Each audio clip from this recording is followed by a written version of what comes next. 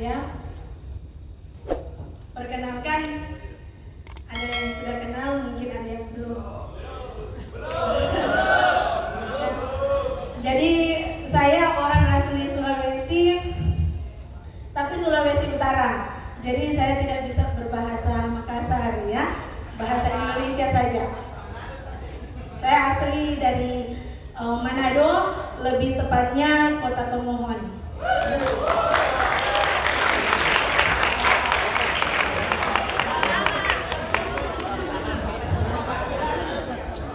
Jadi orang semua bersaudara. Kalau sekarang kantor saya di Ternate, Maluku Utara. Aplaus dong untuk orang-orang Ternate. Langsung saja ya, kita beri big applause untuk founder kita, Babe Anang Hidayat. Dan big applause juga untuk Babe, leader saya ya, Babe Laodesa Inang Arfa. Maaf ya, big applause juga untuk kedua EO kita yang sangat cantik dan ganteng dan pastinya luar biasa ya, Mami Fitri dan Babe Rangga. Applause juga untuk kita semua yang ada di sini.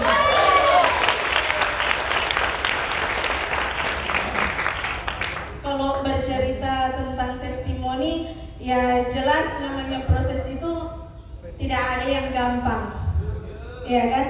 Tidak ada proses yang gampang, semua proses susah. Kalau prosesmu gampang, kamu tidak bisa jadi orang berhasil, ya. Kalau kalian belum dapat tantangan di lapangan, kalian belum bisa jadi owner. Karena kalau ada manajer yang dipromosikan tanpa tantangan, hari ini promosi bulan depan hilang. Itu sudah pasti ya. Jadi tidak usah takut dengan tantangan ya. Bercerita tentang tantangan, kalau tantangan saya saya masuk proses bulan Mei ya. Bulan Mei tepatnya tanggal 14 Mei 2016. Itu saya masuk di Kendari ya, sebelum masuk di kantornya Babe Rangga di Kendari, saya dari Manado merantau.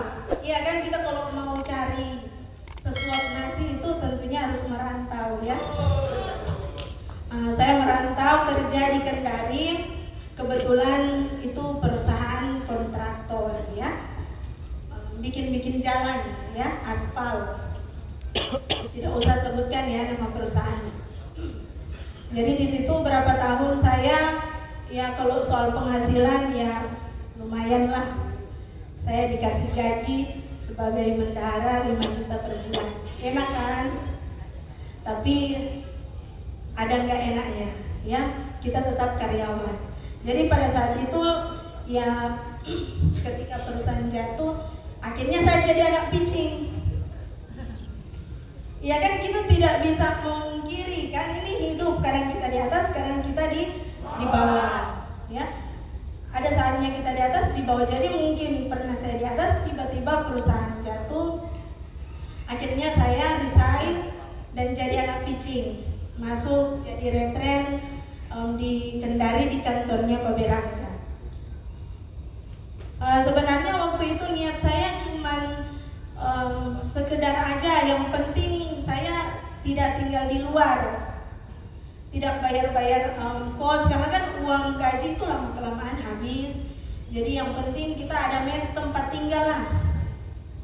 Tidak serius, karena bagaimana kalau kita dengar in-house-nya, kira-kira kamu yang sudah pernah rasakan gaji juta-juta seperti itu, terus tiba-tiba jadi merchandiser, gaji per bulannya atau per minggunya hanya 350, kira-kira mau atau tidak? Pasti semuanya tidak mau, iya kan? Tapi saya positif saja ya. Saya sadar diri pada saat itu saya lagi membutuhkan. Otomatis saya jalani, awalnya hanya mau main-main aja, sama mungkin dengan leader-leader atau mungkin manajer yang ada di sini. Lama-kelamaan setelah di situ mulai belajar. belajar ya, belajar lihat promosi, lihat bukti. Yang paling utama kita melihat bukti. Ya, ketika saya melihat bukti banyak yang promosi ya, ketika promosi mereka jadi orang luar biasa, maka di situ saya termotivasi. Saya sadar saya harus bertindak.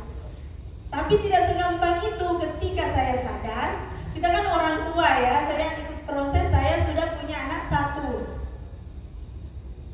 Jadi ketika saya termotivasi, saya mulai sadar, saya hamil. Itu tantangan yang harus diambil. Jadi bagaimana, apakah saya memang kuat? Apa saya memang mau berubah? Apa saya mau serius? Jadi ketika saya memiliki niat ingin serius, saya dikasih tantangan. Saya hamil ketika proses. Itu masih trainer sendiri. Belum punya, sudah punya Pak Adwin Mersendeser 2 hari. Ya. Nah, jadi di situ ya udah, di situ saya ambil keputusan. Jadi harus berani ambil keputusan. Ambil keputusannya seperti ini.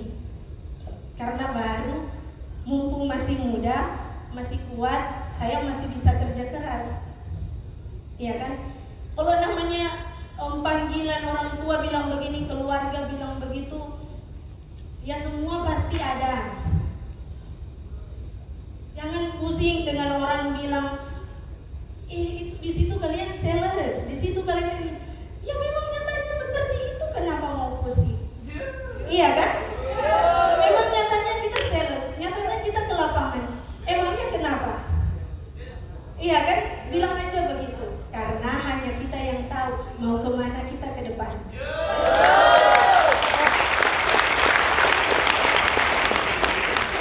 Iya kan? Jadi kalau ada guru kalian yang bilang, saya tidak mau jadi sales, jangan proses. Ya? Kalau kamu jijik dengan sales. Nah, jadi di situ saya mulai sadar, lanjut lagi ya, orang tua saya, keluarga saya panggil pulang ke Manado. Ngapain kamu lama-lama merantau? Kamu cuma jadi penjual pernak-pernik. Tidak tahu juga siapa yang kasih tahu mereka. Padahal saya sembunyi-sembunyi. 1 bulan saya baru berapa hari jadi merchandiser. Waktu itu saya dipanggil pulang ya.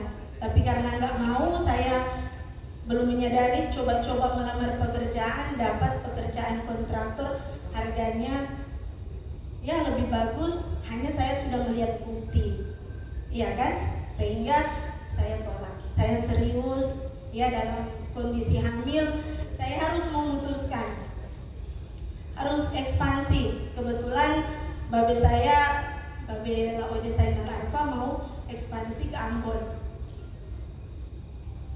Ya harus memutuskan. Kalau kita tidak berani memutuskan, tidak berani mengambil resiko, bagaimana kita mau bagus? Ya kan? Jadi harus berani mengambil resiko.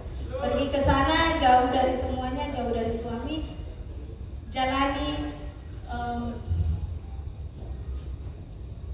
proses di sana, ya sambil hamil pitching ya. Kadang kalau kasih praktek kan bawa penden, kita tindis-tindis begini, dia lepas tangannya. Saya jatuh deh ngajar. Jadi seperti itu saya alami ya. Mau menangis ya, kalau saya mau terlalu dalam menceritakan, saya ingin menangis ya, karena saya sakit hati sekali dikasih seperti itu ya. Kamu belum Ji juga apa-apa, hanya begitu Ji pekerjaanmu, kamu kasih begini orang, ya kan? Itu pikiran saya. Di situ saya sangat dendam positif ya. Saya punya dendam positif. Saya harus membuktikan saya bisa bangkit melebihi orang. Saya harus bisa bangkit.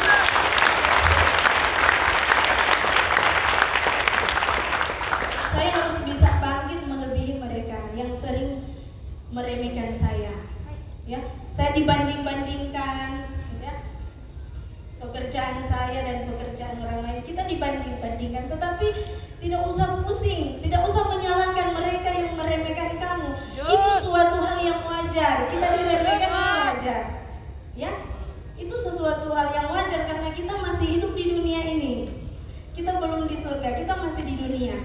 Jadi diremehkan itu butuh juga, perlu untuk menjadi suatu motivasi. Tapi jangan fokus ke situ.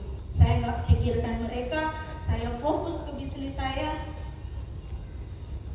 Dan akhirnya promosi asisten manajer pada tahun 2017. Bulannya kalau nggak salah bulan September 2017 promosi asisten. Oh maaf, bukan ya.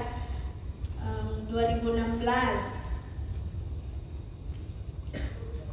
Ya lupa, 17 maaf. 2017 saya promosi asisten manajer bulan September. Tantangan belum selesai. Sambil saya mengurus bayi saya, ya kan? Suami jauh, karena dia kerja di jauh. Saya diberi tantangan jatuh, tim tinggal 3. Sementara saya di rumah nggak bisa bikin apa-apa, nggak bisa ke kantor. Bukan nggak bisa bikin apa-apa, saya tidak bisa di kantor, tetapi saya tahu meskipun saya tidak di kantor, saya bisa berpikir. Saya tidak mau jadikan itu beban. Saya bangkit dari keterpurukan, bangkit asisten manajer ke manajer. Memang itu agak lama, kurang lebih 5 bulan. Jadi bulan September promosi asisten manajer, 5 bulan ke depan saya jadi manajer. Itu bulan. Jadi tanggal 12 Maret 2 tahun yang lalu itu saya promosi manajer. Di manajer saya lakukan, sabar ya. Tantangan masih banyak, bukan berarti kita jadi manajer kita puas. Sudah tidak ada tantangan, tidak. Tantangan semakin di atas kita semakin diberi tantangan. Iya kan? Kan begitu kan? Kalau dong lihat kita sudah jadi manajer, nah kira-kira tantangannya di mana? Kita sudah berfoto cantik-cantik, ganteng-ganteng, kira-kira tantangannya di mana? Ada pastinya, iya kan? Nah, orang pikir kita sudah punya segalanya, jadi semua beban kita harus menangguhnya. Tapi di situ sabar, di situ saya lebih termotivasi. Saya tidak mau cuma jadi manajer, masa mau manajer terus? Saya juga mau seperti Mami Fitri yang kemarin luar biasa juga, saya sangat termotivasi, ya kan? Saya belajar, memang saya tidak belajar langsung, tetapi saya melihat riwayat orang ini seperti apa, dan di situ saya belajar. Babe Rangga, apalagi saya sudah belajar di kantornya dari nol, masa saya tidak mau mengikut, ya kan? Mami Hasnia, leader saya yang jelas-jelas kami proses, saya lihat dia ke lapangan dan dia sudah luar biasa, masa saya tidak bisa? Masa saya cuma mau begini saja? Nah, jadi itu menjadi motivasi saya sehingga saya terus melakukan yang terbaik. Intinya yang kita atur adalah pola pikir kita. Kita punya goal saya 1 bulan ke depan, 2 bulan ke depan, 3 bulan ke depan saya mau jadi apa. Kalau kita sudah goalkan itu, sudah rencanakan itu, maka tindaki itu. Kita tindaki supaya kita juga bisa seperti mereka yang luar biasa. Iya kan? Jangan cuma buat goal habis itu pajang di kantor, habis itu lupa, dilihat-lihat saja. Mami bagus golku ya, juara 1. Iya juara 1 golmu, tapi kapan kamu promosi? Tidak ada tindakan. Iya kan? Jadi kita buat goal supaya kedepannya. Goal itu harus kita konsistenkan. Saya punya goal setiap meeting saya harus bawa 2 manajer. Itu goal saya. Jadi itu kita bekerja keras untuk itu. Jangan pikirkan uang, jangan pikirkan lain-lain. Kalau goal kita tercapai, semuanya itu pasti lewat. Kalau goal kamu tercapai, contoh 1 hari kamu goal ring the gong, apa kamu mau pikirkan uang? Tidak kan? Jadi otomatis semua dapat. Jadi utamakan dulu goal kita. Kedepannya kita mau jadi apa? Utamakan pola pikir yang selalu positif. Jangan negatif, apalagi kalau hanya dengan kata-kata orang saja. Tidak usah dimasukkan ke hati, ya. Kalau ada orang bilang begini, cuekin saja, benarkan saja dia. Tapi jangan kamu benarkan betul-betul, benarkan di depannya saja. Iya saja. Kamu tahu, kamu tujuan mau kemana? Iya kan? Apalagi di sini kita sudah melihat banyak orang-orang yang luar biasa ya, sehingga kalian bisa mencontoh dari semuanya. Mungkin pengalaman hidup saya yang tadi saya sebutkan itu cuma sebagian kecil, tetapi yang saya mau kalian ambil intinya itu tidak ada proses yang tanpa tantangan. Jangan kita melihat tantangan kita hari ini. Ada orang lain yang memiliki tantangan jauh lebih besar dari kita, tetapi mereka tidak menyerah. Iya kan? Ada orang lain yang tantangan sangat jauh lebih besar dari kita, tapi mereka tidak menyerah. Sehingga harus tanamkan juga di diri kita seperti itu. Tantangan saya 10 hari zero. Ibu yang sana saja pitching sambil pincang-pincang, dia tidak menyerah, masa saya mau menyerah? Ya, itu contohnya ya. Jadi jangan takut sama tantangan, jangan pikirkan masalah, tetap punya pikiran yang positif supaya kalian juga bisa jadi orang yang luar biasa. Oke? Alright? Excited? Antusias? Nggak usah loncat ya. Jadi kira-kira itu saja dari saya ya. Semoga bisa bermanfaat untuk kalian semua dan selamat siang. Assalamualaikum warahmatullahi wabarakatuh. Ya, kita beri aplaus.